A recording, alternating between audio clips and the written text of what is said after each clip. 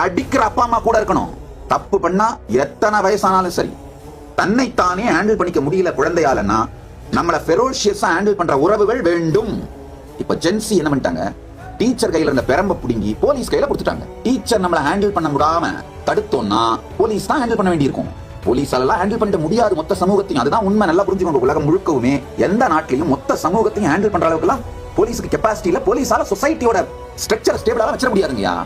எல்லாவற்றிலும் எக்ஸ்ட்ரீமுக்கு போய் அடிக்ட் ஆகுறாங்க.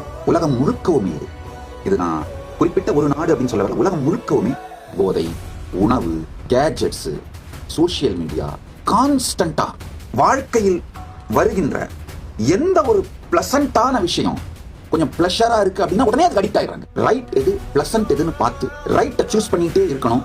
ரைட்டோட சேர்ந்து பிளசண்டா இருந்தா நல்லது. ஆனா ரைட் வேற பிளசன்ட் வேற இருந்தா ரைட்டை தான் சூஸ் பண்ணணும்.